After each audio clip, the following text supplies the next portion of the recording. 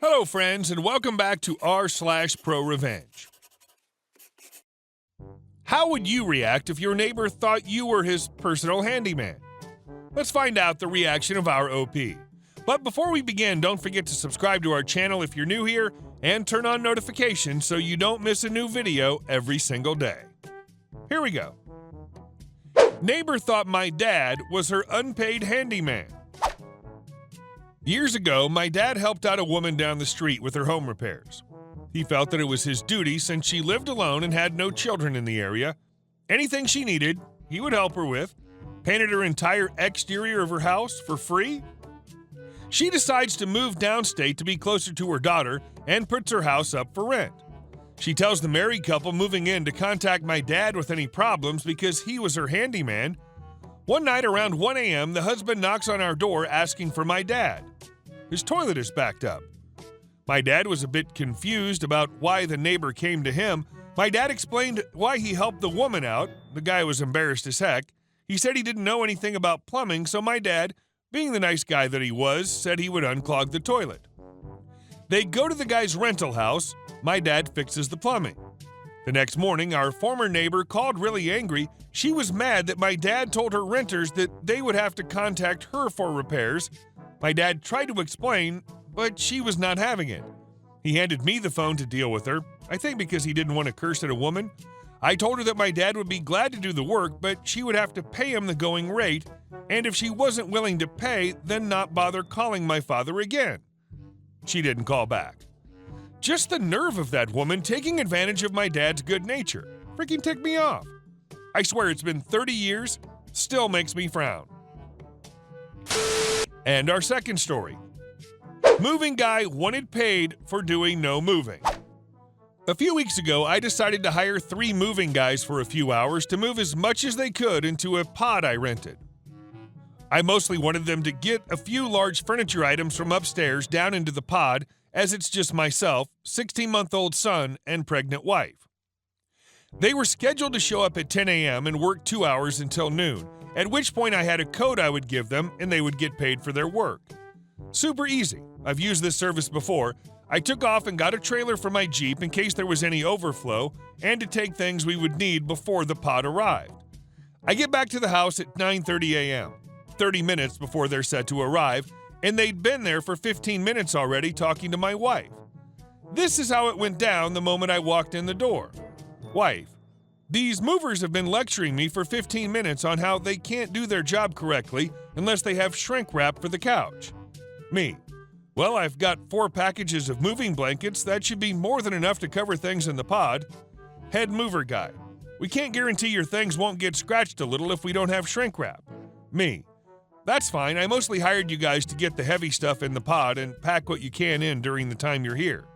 HMG says, okay, boss. Then he gives me this weird salute. He then tells his 2 guys, both young dudes there to just move stuff and get the job done, to move stuff downstairs as I had hired them to move heavy stuff downstairs. I would say a solid 10 minutes go by before my wife comes storming into the garage where I was packing last-minute items, visibly mad and at her wit's end. Wife: they said they won't move the gun safe until we open it and prove there are no guns in there. I'd locked the key in an ammo box that was already packed. Me: just tell them to leave it and I'll do it later. It's not a high-quality one and one person can move it with a dolly very easily. Think drying machine? 2 seconds later, the head moving guy comes storming out to the garage as well, visibly flustered, and says he can't move anything more because of hostile working conditions. Apparently my wife said in passing that we hired 2 high school kids one time and they moved all our stuff in a few hours, and he thought that was the biggest affront to his abilities that she could possibly have done. HMG: I'm gonna need cash or check up front to finish this job, or I'm gonna have to charge my 2-hour minimum and leave. Conveniently the same amount as if they did the work. Me: well, I'll pay you after you've done your job, through the moving service as agreed upon. I'm assuming at this point he looked for any excuse to cut out the middleman and get paid directly and does this often. HMG: at this point, after working in these conditions and lacking the proper supplies needed, shrink wrap, I can't complete this job and will need my 2-hour minimum. Me: I can see the pod from where I'm standing, empty, and they'd been there for 45 minutes. You guys haven't even loaded a single thing into the pod.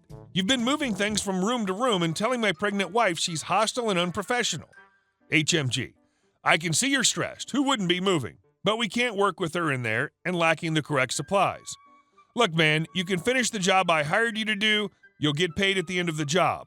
Or you can get off my property and I'll hire someone else. HMG.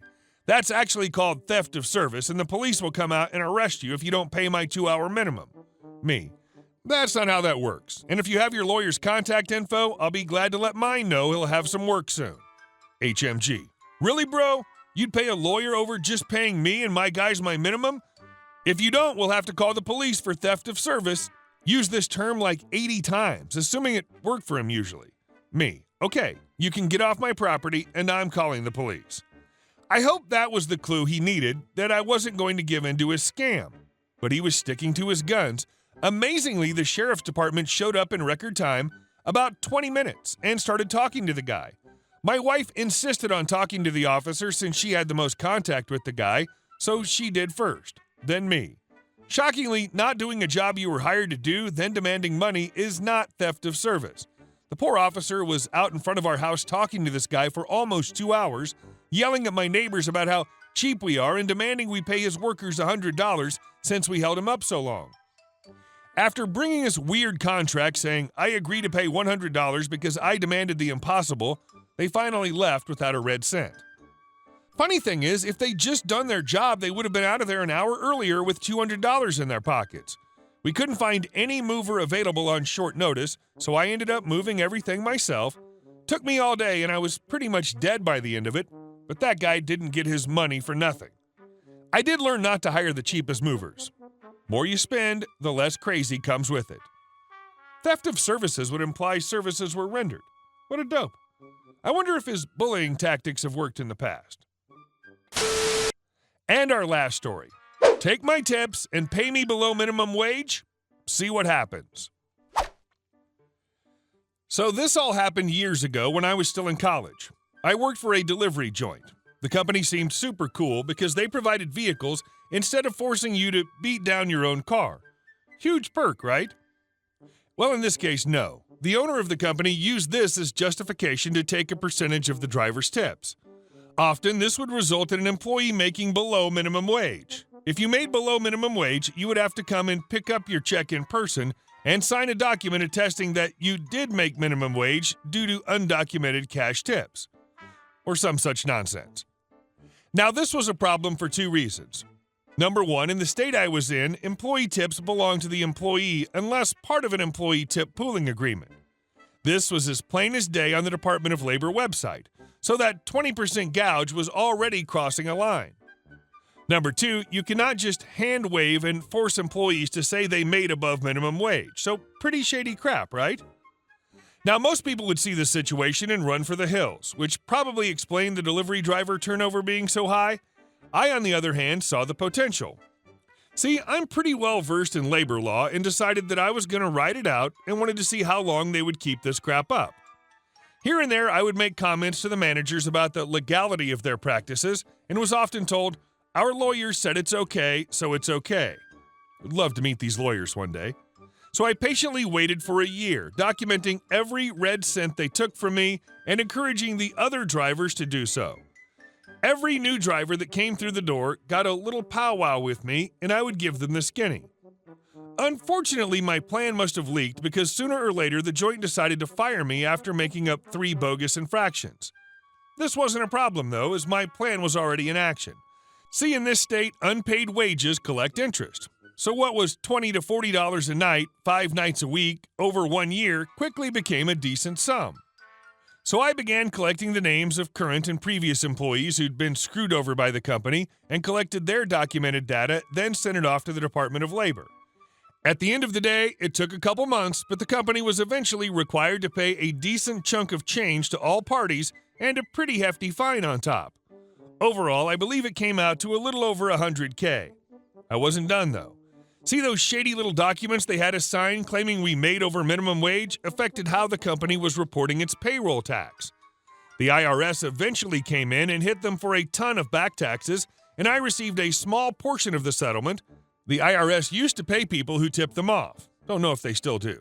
Finally, I was increasingly aware of the company's under-the-table agreement with their health inspector, which I decided to go ahead and tip off the health department. This resulted in even more fines and a temporary closure for the joint. Altogether, it ended up costing this dumb little delivery joint a ton of money just to stay open, all because they wanted 20% of their drivers' tips. The moral here is this: know your labor laws. It's degenerates like these who profit off the ignorance or fear of a workforce. The more you know about your rights, the less idiots like these will be able to survive in the wild. It amazes me what greedy people will do, probably because I'm not a greedy, screw others kind of person. I just can't imagine doing that to someone. Hey guys, thank you all for watching the video. I'll see you in the next one.